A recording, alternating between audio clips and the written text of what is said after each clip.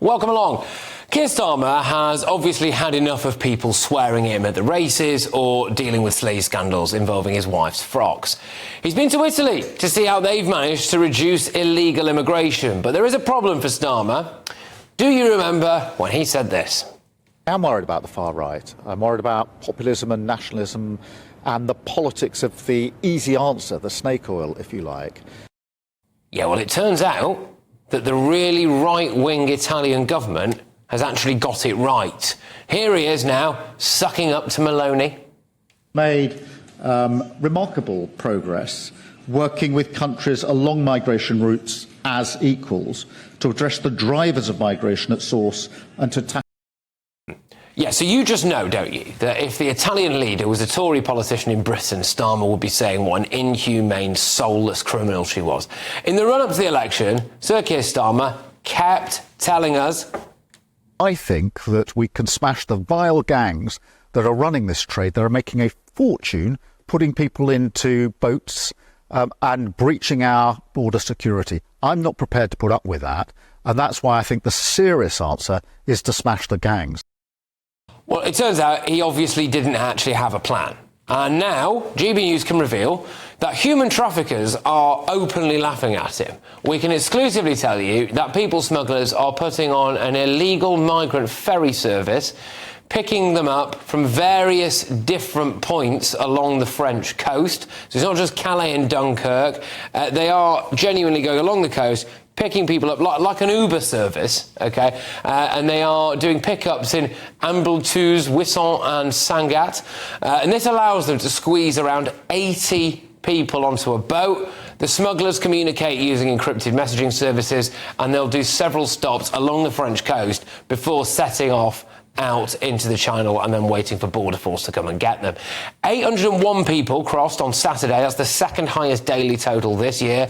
Germany's closing its borders and ramping up deportations. Italy is essentially turning boats back and has agreements with third countries. Both of those nations seem untroubled by the ECHR. Our Prime Minister doesn't even really want to call it illegal immigration anymore. It's irregular now, isn't it? There's no deterrent anymore. Starmer said he'd smash the gangs. In response, the gangs have set up a ferry service. They clearly don't fear Keir.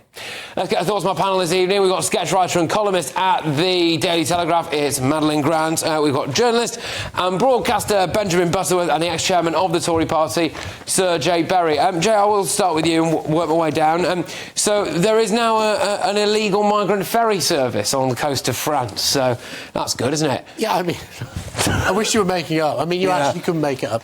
This crisis, which, in all fairness to Keir Starmer, he inherited. He hasn't created this, to give the man a bit of slack, is just getting worse and worse and worse.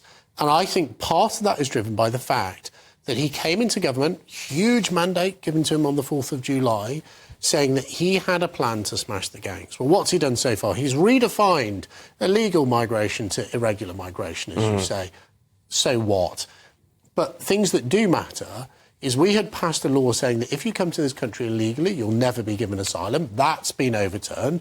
We had a well-advanced plan to send people to Rwanda before Benjamin comes in. I know that we hadn't sent any, or we'd sent a couple, but they'd volunteered to go. But in fact, it was there. Now the German government, apparently, we read in the papers, is looking to adopt that plan and use the accommodation paid for by the British taxpayer as its biggest deterrent. And, all of the deterrents have gone. And now we see him going over to see Giorgia Meloni. When I first he was going over to see Giorgia Meloni, I thought he'd taken up his role as a prosecutor, because she, under his definition, is far right. Well, this is it. Surely in Britain, she'd be sent to prison for the policies she has. He now wants to copy them. So he went to Germany and he said, progressives of Europe unite. And about 2 days later, Germany basically shut the borders and started ramping up deportation. And picked up the Rwanda policy. Picked up the Rwanda policy. And now he's gone to Italy, who I am convinced that Keir Starmer, by his own definition, must think that Meloni's far right. It's pretty wild, actually, how out of step with the rest of Europe we are, including governments that are actually socially democratic or centre-left, are taking much more drastic action to deal with this crisis because they know how the public in their countries feel about it. And another thing that's come out of the meetings with Meloni is that Keir Starmer is said to be quite tempted by Italy's plan to process migrants in Albania. So it's not OK with Rwanda, but Albania seems a much better proposition. It's something that they're actively considering. I mean, it doesn't surprise me because fundamentally, until we can get to the bottom of the push and pull incentives, then nothing will change. Nothing will change, and we will continue. The taxpayer will continue to be mocked in this way by these, ferry trips going across the coast of France. I mean, this is just a completely ludicrous situation, isn't it? And it's impossible for the French to now defend against this because you've just got migrant pickup points along the coast. They get them all in these boats and they ferry them out across into the channel. I mean, Keir Starmer was saying he's going to smash the gang. The gangs don't care, do they, Benjamin? Well, clearly not, because they've been doing it for years. The number, 801 in one day is a lot, but it's no different to the last year or the year before that. So I really don't buy this idea that they're flicking through the Labour manifesto, deciding when they're going to pop over to Britain. I think that's got nothing to do with it. And frankly, criticising him for working with Giorgia Meloni is absurd, because it's his job to work with other democratically elected leaders, or not democratically elected. That's his responsibility as the British Prime Minister. So it's nothing like if she were the Conservative leader or something like it. And they appointed a new head of a task force only today, I think. Oh, great.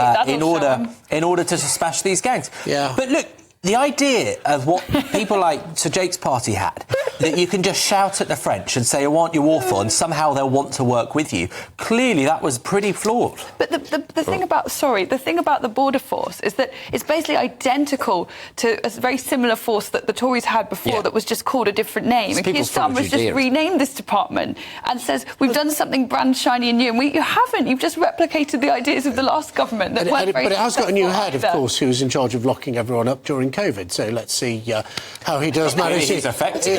Well, exactly. Well, it did work. So let's see how he does with... your government that did that. But let's see how he does looking at people who are crossing the channel.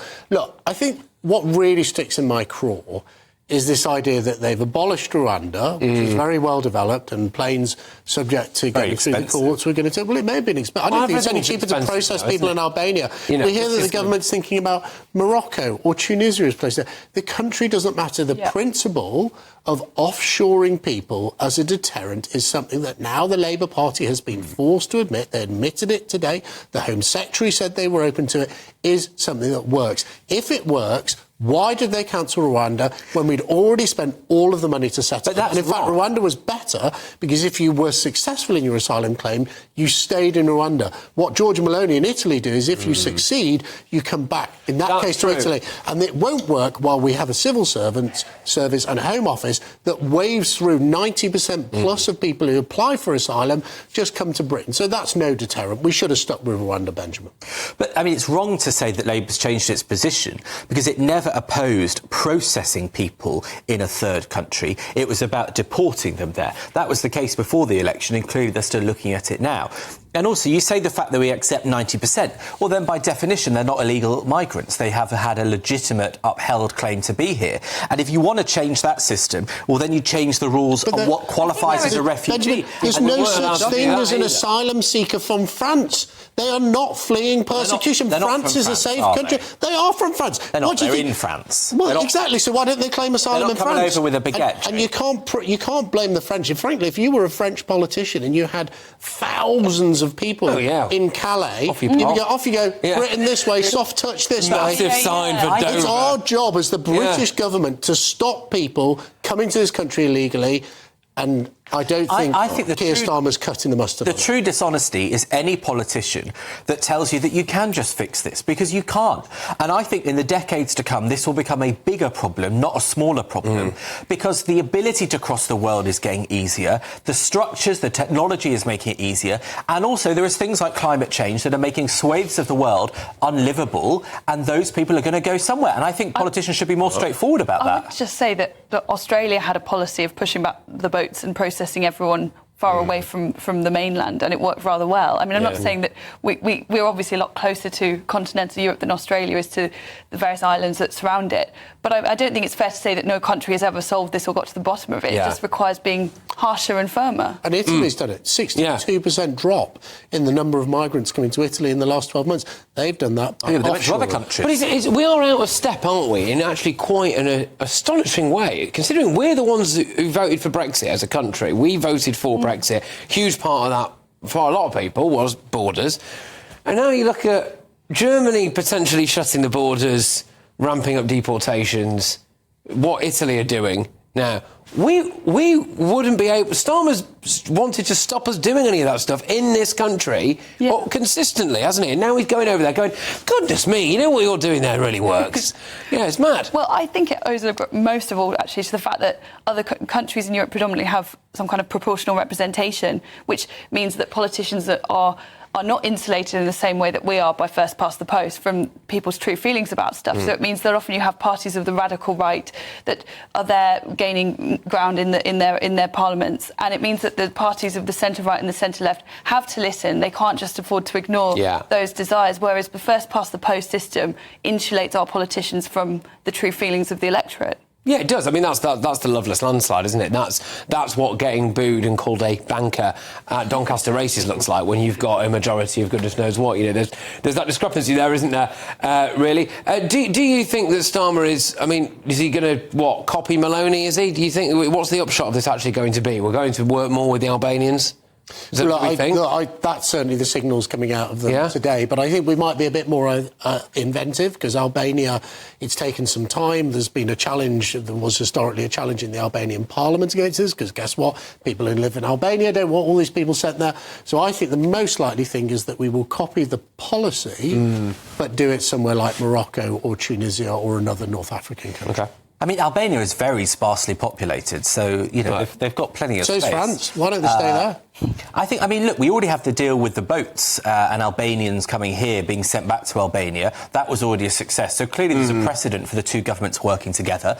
And Albanians tend to be rather fond of the Brits for our history 25 years ago, helping their people. So I wouldn't say it's impossible. Yeah, I mean, I think from memory, the Albanian leader is worried that Albania's losing too many men. That they're leaving. But they mainly go to Germany. There's a huge brain drain up to Germany from Albania and Kosovo and those countries. Well, there you go.